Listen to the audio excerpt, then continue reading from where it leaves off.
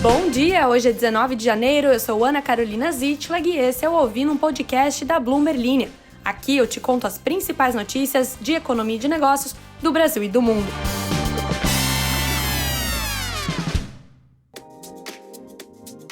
Bom dia, querida e querido ouvinte, bem-vindos a mais uma sexta-feira recheada de notícias do mundo da economia, dos negócios, da geopolítica e de tudo mais que há de bom.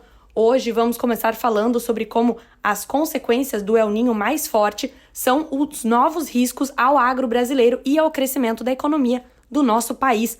Também vamos falar sobre como o ETF à vista de Bitcoin da BlackRock é o primeiro a alcançar $1 bilhão em captações. Há poucas semanas falamos da histórica aprovação da SEC, a Comissão de Valores Imobiliários dos Estados Unidos, a esses ETFs de criptomoedas.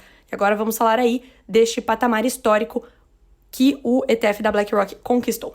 Também vamos falar sobre como, após o JP Morgan e também outros bancos, incluindo bancos brasileiros, apostarem no segmento de wealth, agora é a vez do Goldman Sachs de fazer isso. O segmento de wealth é o segmento de alta renda. O pessoal que tem bastante grana. Como você, meu querido ouvinte aqui, me escuta todos os dias aqui neste podcast. E você poderia dar, não tô te pedindo nada, não tô te pedindo para você compartilhar seu patrimônio comigo, estou te pedindo para você se inscrever aqui nesse podcast, olha só. É só se inscrever para ficar por dentro de todas as notícias, receber as notificações de quando um episódio novo sai e também seguir a Bloomberg em todas as redes sociais, por que não? Porque assim você fica por dentro de tudo que está acontecendo no mundo dos negócios. E, por fim, na descrição aqui do podcast você encontra o link para entrar no canal de notícias da Bloomberg Linha lá no WhatsApp. Uma ouvinte disse que chamar o WhatsApp de Zap é coisa de tia. Então, vou corrigir a minha frase e entrar no canal do Zap Zap, pois sim, sou uma tia. No mais, vamos às notícias. O Brasil enfrenta uma ameaça vinda do clima que tem complicado os esforços de combate à inflação e de impulso à economia. As preocupações com os efeitos do El Niño para a agricultura, responsável por 1/4 do nosso PIB, têm causado revisões nas estimativas para a atividade em 2024, um ano depois de uma safra robusta ter impulsionado um crescimento mais forte do que o esperado. O impacto nos preços dos alimentos também são uma preocupação para os economistas, cautelosos com o que uma aceleração representaria para o ciclo de corte de juros do Banco Central. A combinação de uma economia em desaceleração e aumento dos custos dos alimentos acarretaria riscos políticos para o presidente Luiz Inácio Lula da Silva, que terminou 2023 declarando ter cumprido as promessas de campanha de preços mais baixos para nós brasileiros. Dados globais sugerem que até o momento é improvável que o fenômeno climático tenha a mesma gravidade do evento que atingiu a Ásia, a Austrália e as Américas entre 2014 e 2016.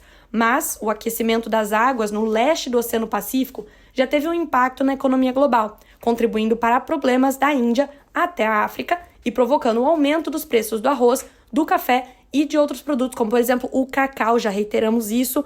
Atenção aos preços do chocolate. Isso me preocupa. Agora, sinais de alerta começam a aparecer no Brasil. A inflação medida pelo IPCA acelerou mais do que o esperado em dezembro, segundo dados do IBGE divulgados no dia 11 deste mês, impulsionados pelo aumento do custo de alimentos e bebidas. Itens básicos como batata, feijão, arroz e frutas ficaram mais caros em meio às altas temperaturas e fortes chuvas aqui no país. O custo da alimentação em casa, onde os efeitos são mais pronunciados, aumentou 1,34%, muito mais rapidamente do que o aumento de 0,75% do mês anterior. Me conte, você, meu querido ouvinte, me conte como que você está sentindo essa mudança de preços. Você teve uma visualização aí real no seu bolso? Você foi ao mercado e percebeu o aumento destes alimentos que acabo de citar? Vamos conversar sobre isso. Se você também não quiser conversar sobre isso, quiser me contar o que você fez durante a manhã de hoje, você também fica bem à vontade. Mas eu vou seguir aqui falando sobre o El Niño, que se ele se mostrar tão severo quanto da última vez, isso poderia adicionar 0,8 ponto percentual à inflação acumulada para 2023 e 2024, de acordo com uma pesquisa com economistas feita pelo Banco Central antes do Copom de dezembro. Ou seja, estamos agora nas nossas comunicações oficiais falando sobre os problemas das mudanças climáticas e como isso pode realmente afetar a nossa economia. Eu não sei vocês, mas eu lembro muito claramente, muito nitidamente que há pouquíssimo tempo estávamos falando sobre as mudanças climáticas como potenciais impactos para as gerações futuras, dos nossos filhos, dos nossos netos. Vejam só, temos agora comunicações oficiais aqui falando que já estamos sendo impactados por isso. O fundo de Bitcoin da BlackRock ultrapassou $1 bilhão em entradas de investidores, tornando-se o primeiro do grupo de 9 novos ETFs, aí vocês querem acabar com a apresentadora, 9 novos ETFs que mantêm diretamente a criptomoeda a atingir esta marca desde o início da negociação na semana passada. Os investidores depositaram $371 milhões no fundo na quarta-feira, impulsionando o IBIT além da marca de $1 bilhão. Os dados compilados pela Bloomberg mostram que a Fidelity Investments está logo atrás. O ETF de Bitcoin da empresa, o FBTC, recebeu $358 milhões em entradas na quarta-feira, a maior quantidade em um único dia desde o lançamento do fundo há uma semana. No total, cerca de $880 milhões foram depositados no fundo da Fidelity. A BlackRock e a Fidelity lideraram a consolidação inicial do novo ativo. As duas empresas receberam 68% de todas as entradas nos 9 novos ETFs do mercado, totalizando quase $2 bilhões. Uma parte significativa das entradas vem de investidores que saem do fundo GBTC da Grayscale Investments depois que a Comissão de Valores Mobiliários dos Estados Unidos, a SEC, aprovou os ETFs, segundo a Bloomberg Intelligence. O fundo Trust de Bitcoin da Grayscale, criado em 2013, tinha mais de $28 bilhões em ativos sob gestão quando foi convertido em um ETF, mas já registrou saídas de cerca de $1,6 bilhão desde o início da negociação. Este episódio de hoje tá um combo aí dos fãs de agronegócio brasileiro e Bitcoin.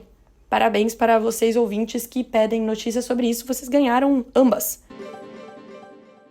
Ninguém pede notícias sobre o Goldman Sachs, mas eu adoro lê-las mesmo assim. Lê-las é uma palavra engraçada.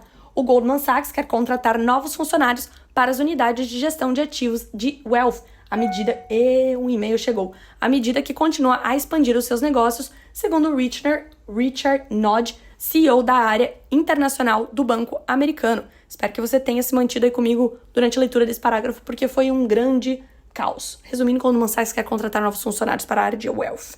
Segundo ele, em uma entrevista à Bloomberg TV, durante o Adivinha Onde? Te dou uma chance, Fórum Econômico Mundial em Davos, na Suíça, nosso negócio de gestão de ativos e wealth, de forma geral, é um grande foco para nós e receberá atenção significativa.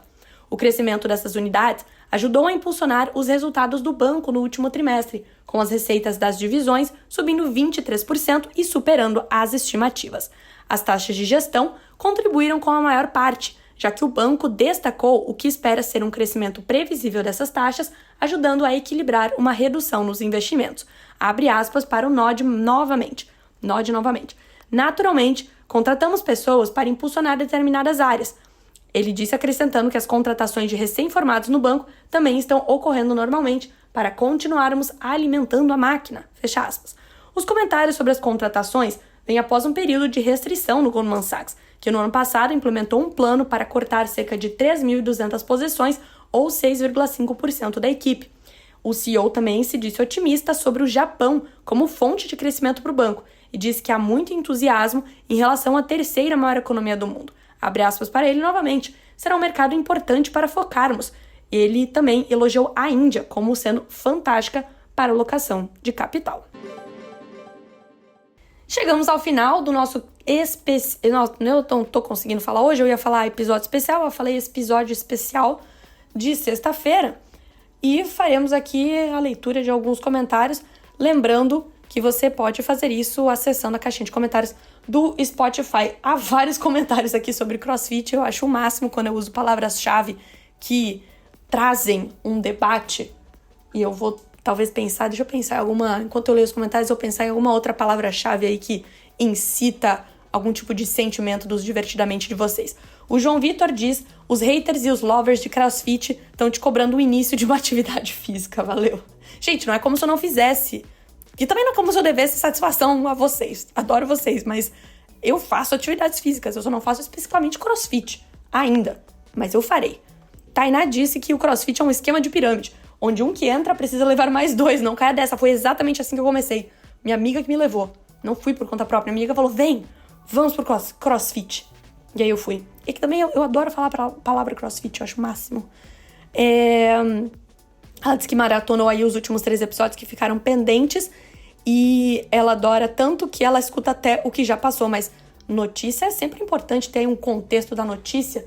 Às vezes é legal pegar uma revista Veja, uma época de 1998, pra você ver o que estava acontecendo naquela época.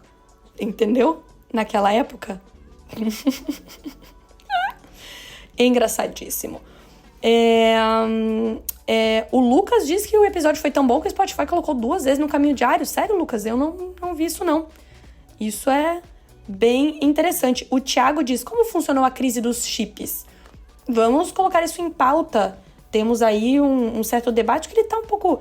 Tipo, não debaixo dos panos, mas ele tá um pouco de secundário aí, como personagem secundário no noticiário, mas está tendo uma certa briguinha de luva entre alguns dos maiores produtores de chips do mundo. Já aconteceu antes, entre Estados Unidos e China, e esse tema voltou à tona. Vamos tentar trazer alguma notícia para vocês aqui na semana que vem. O Thiago diz que é de Rondônia, manda um abraço de lá e diz para eu conhecer o estado brabo. Brabíssimo estado de Rondônia, também outro estado que eu preciso ir. E o Claubert disse que eu tenho que passar em Roraima também. E eu vou passar em Roraima. E me orgulho muito da pronúncia de Roraima, pois eu tinha um amigo que morou em Roraima. Logo, claro que o apelido dele era Roraima. Que ele veio morar pra Santa Catarina e aí todos nós nos sentimos compelidos a chamá-lo de Roraima. E Ricardo diz que me dá parabéns pela dicção.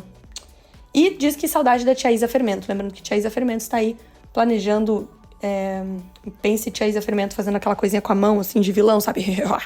Está planejando seu próximo podcast. No mais, minha gente, um grande beijo. Sinto que falei bastante abobrinha, como deve ser. Até segunda-feira, bom final de semana.